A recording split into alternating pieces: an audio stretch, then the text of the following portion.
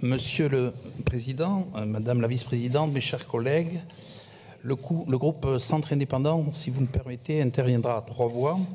Je proposerai mes observations générales sur ce projet de budget et mes collègues, donc Pascal Requena et Jean Dionis, interviendront respectivement sur l'aménagement du territoire et sur les transports, pour lesquels donc nous avons des remarques plus approfondies à formuler. Alors, sur la forme d'abord, je reviens sur des observations déjà ici formulées. Nous serons l'une des dernières régions à passer à la M57. L'Occitanie, la Bretagne l'ont déjà fait depuis 2022. Les Pays de la Loire étaient également déjà précurseurs. Ils sont rentrés depuis le 2019 et ils ont soumis à l'appréciation, à la certification, leur compte depuis 2023. Depuis 2023. L'Île-de-France également basculera cette M54 à côté de 2023. Donc nous avons noté le recrutement d'un chargé de mission qui, espérons-le, dans le cadre du calendrier qui sera tenu sur ce point, pourrait donc, avec les services, nous fournir peut-être un point d'étape à l'occasion donc de la tenue d'une commission des finances. Et je m'adresse aussi effectivement au président de la commission, cher Nicolas, pour organiser peut-être ce débat.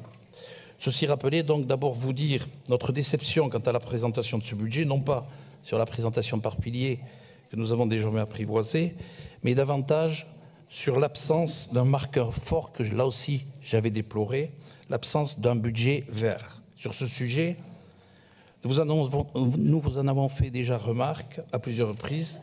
Nous avions même présenté une motion.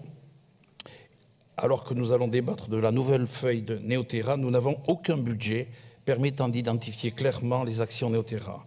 Voilà sans doute un vrai paradoxe. Nous avons des questions simples. À titre d'exemple, quelle proportion du budget est dédiée au climat? Quelle évaluation peut-on faire des politiques publiques au regard de leur impact, favorable ou pas, sur le climat? Et alors que nous n'avons pas donc bougé sur le sujet, l'État est à sa 3e édition de son budget vert, 33,9 milliards d'euros. C'est le montant des dépenses du budget de la France qui sont favorables au climat. Une augmentation de 4,5 milliards par rapport à 2022. Nous vous reformulons donc le souhait d'avoir en 2024 un budget véritablement Néoterra, sauf à déplorer un manque de visibilité pour l'application de sa feuille de route. Ce budget vert, tel que nous le souhaitons, sera un outil de pilotage indispensable à l'appréciation de la politique régionale en la matière.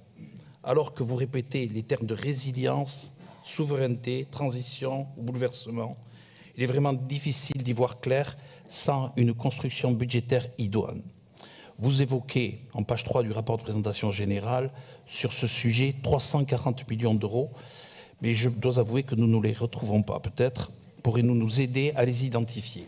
Alors sur le fond ensuite, c'est là que nous aurons plus d'observations. Sur les recettes, vous avez choisi un lexique très réservé, dirais-je, à la page 12 de ce même rapport, en indiquant donc que nous étions obligés, certes, à la prudence sur les recettes provenant de TVA, parce que cette dernière, et Madame la Vice-Présidente l'a rappelé, est liée à la conjoncture économique, effectivement. Pour autant, un constat reste tout de même édifiant. Ce sont 9,6% supplémentaires de recettes de TVA qui seront perçues par les collectivités pour 2022 en France, et 5,10% supplémentaires annoncés pour 2023, également au niveau de l'Hexagone. J'ajouterai que vous avez pris l'hypothèse prudente de 4,10% en référence, vous l'avez rappelé également, au projet de loi de finances.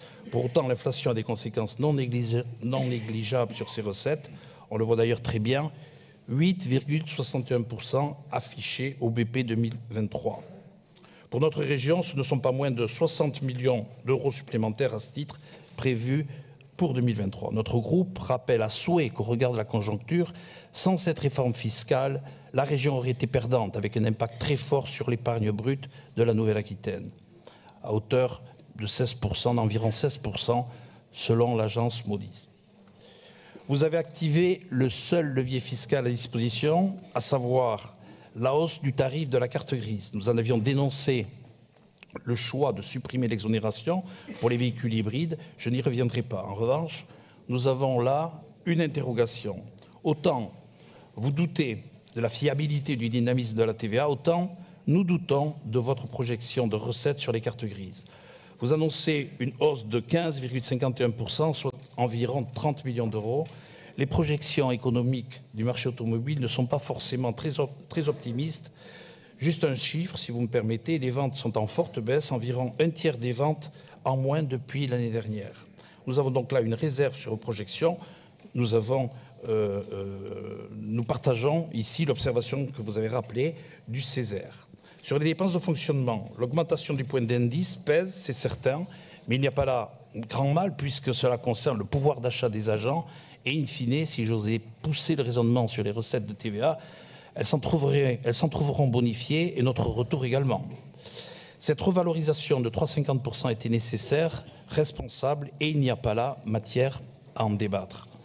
Vous avez également décidé d'une enveloppe supplémentaire de près de 17 millions d'euros pour anticiper les remplacements dans les lycées. Sur ce sujet, nous saluons votre volonté d'assurer de manière responsable et avec une enveloppe importante le bon fonctionnement des établissements scolaires de notre région. Je m'arrêterai maintenant sur les principaux ratios qui méritent quelques commentaires de notre part. Les surcoûts énergétiques entraînent une baisse de l'épargne brute de la collectivité avec un taux qui s'élèverait désormais pour 2023 à 11,80%. C'est ce que vous présentez dans votre rapport. Mais néanmoins, sur ce point, je trouve regrettable que pour la première fois cette année, nous ne disposions plus des retraitements opérés habituellement.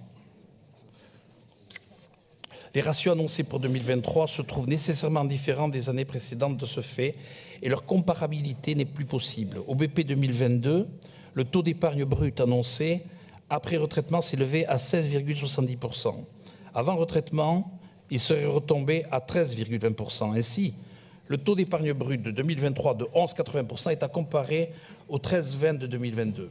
Nous serions preneurs du calcul de l'épargne brute 2023 sur les mêmes bases des années précédentes, avec bien évidemment au regard le tableau de retraitement opéré.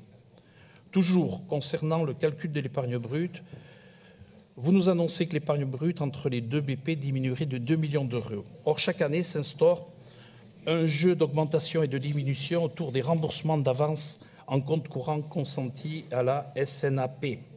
En 2022, on prévoyait au BP des recettes pour 19 millions d'euros, très vite annulées au BS. En 2023, elle ne serait plus que de 16 millions d'euros. Ça veut dire qu'on a un delta par ce jeu d'écriture ou de flux, mais remboursé, de 3 millions d'euros. Ça veut dire que la diminution de l'épargne de 10 millions d'euros doit être ramenée effectivement à 7 millions d'euros par rapport à 2022.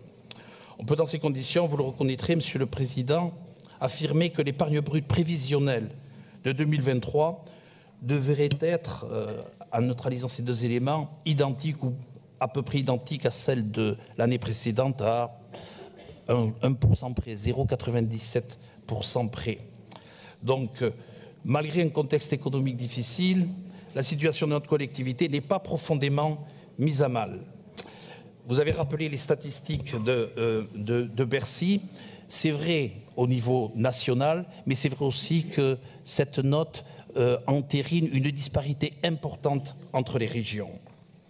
On peut même observer, si on va sur la strate inférieure, à savoir l'épargne nette, que s'il est affecté de manière réelle par la charge de l'emprunt, la charge de la dette, vous avez rappelé le poids important des frais financiers, 27 millions d'euros, elle reste quand même très intéressante pour la politique d'investissement que vous souhaitez maintenir, j'ai lu, sanctifier chaque année.